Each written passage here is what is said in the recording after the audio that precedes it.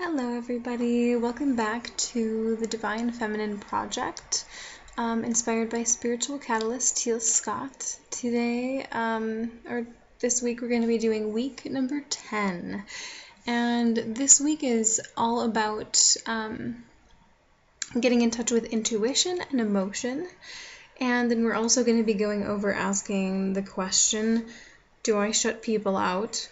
You could also look at it as, do I let people in?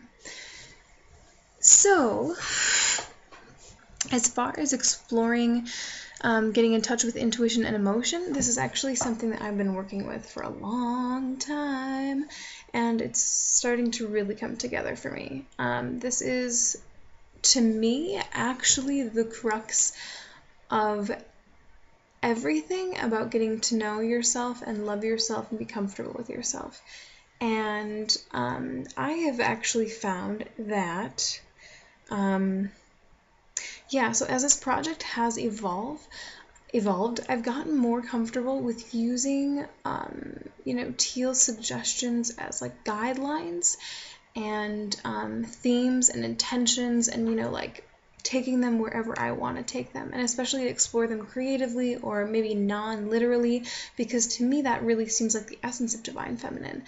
And so even though she's laying out all of these different steps for you to do, as you go through them, and you might find that as you connect more with your Divine Feminine essence, you don't feel as much of a need to be told what to do, which I have always really liked that. I've always liked people telling me what to do, honestly, but I'm not needing it quite as much anymore. I'm not going to say that I haven't been craving it at all, and I do enjoy guidelines, but it is kind of like a recipe where, those are the basic ideas. It's one way of doing something, and it, what the result is going to roughly be like.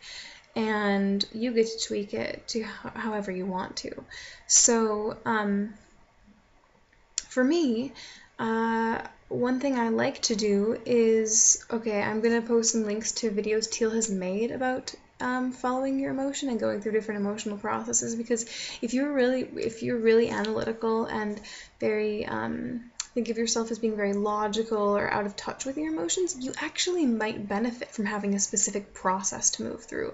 It really helped me in the past because I was just in a different frame of mind, and now that I'm a lot more open and I feel like I've cultivated my Divine Feminine essence a lot more, I'm really less drawn to anything super specific. I kind of am starting to trust myself to just move through whatever emotions I need to. So for me, to cement that, I sometimes like to set aside a little chunk of time in which I just say, okay, I'm going to practice allowing and practice, going with my intuition, because sometimes we still veto that and go with logic, and because it's just comfortable. And just remember that it's a practice, like you're cultivating that a little bit, because it probably isn't going to feel supernatural to you after you've spent your whole life trying to fit yourself into a logical mode. So I'm just going to be doing that. I'm going to be kind of doing what I do, because I'm already working with those a lot. But my big question for myself is, the question that really hit me was asking, do I shut people out / do I let people in? And for me, I have really opened up quite a bit. But this was fascinating to me. Okay, so I'm somebody who would consider myself an introvert, so I like to spend time alone. I have gained a lot from being alone. My natural instinct whenever I have any strong emotion is to be alone, to process it and work through it. It's benefited me in a number of ways. It's also something that I grew up thinking I needed to do. I needed to be alone to work through these things. There were certain things I couldn't share with other people, or shouldn't, or it would be a burden to them. And so I would consider myself an introvert, and I feel like that is a phrase and a term that's really kind of come around as being something that people are like, yeah, I'm that, I can identify with that. Okay, so I kind of want to challenge you to not necessarily, pigeonhole yourself, because I'd kind of done that. I was like, I'm just an introvert, it's cool, it's just how I am. And recently I was doing a meditation on, like, a visualization on kind of creating a safe space for my inner child.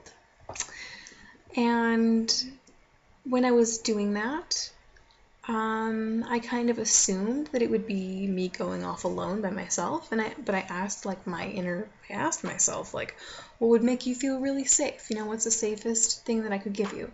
And shockingly to me, I didn't imagine myself being alone. Quite the opposite. I imagined a reality where I was surrounded by loving beings, loving people, and people who were just hugging me and keeping me really close and like snuggling with me. And like, I think it is because we all are so afraid that we won't be accepted as ourselves. And the idea really to me as being totally accepted as myself, even if people have certain issues with me or don't like certain things about me or struggle with them, being accepted and getting to really be myself around other people without needing to kind of code switch all of the time, or have the self that I am when I'm alone be my like comfortable, relaxed self, and the self that I am with other people be more tense and trying to be a people pleaser and stuff. That for me is really the crux of all of it, because when I imagine that reality where I can be accepted for who I am, I'm like, yeah, bring it on. Bring on the people.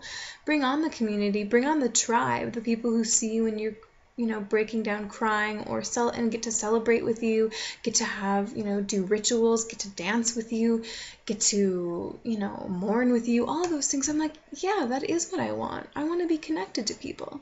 And I'm going to be making a kind of partner video to this soon about connection and about finding connection, finding community, and how the internet plays into that, and how our digital selves and their projection play into that. But that's a side note. But really, ask yourself that. Is it as simple as that you're just an introvert? And so I'm really starting to find space physically here where I'm living, and I'm loving it, and I'm realizing that it's okay, I can take my time, but I'm starting to really release certain barriers that I have up, and I have had quite a few in the past. So it's a process, and I don't feel the need to rush myself, but I want to keep asking that question. So, sometimes if I'm choosing to opt out of something, with some awesome people, or whatever it may be, I'm going to kind of stop and pause and ask myself, are you shutting people out right now? Or are you letting them in? And just being aware of myself and working on that, I think, is plenty for this week. So I'm hopefully going to be exploring it in kind of a creative, artistic way and sharing that with you, as well as perhaps sharing in a more literal, disciplined way. We'll see how it goes. And I would love to hear from anybody. If you're working with any of these themes, please share. I would love to hear more. So thank you for watching. This is the Divine Feminine Project, inspired by spiritual catalyst Teal Scott. I've been your host, Valerie Stanton. Have a lovely, wonderful evening. Namaste.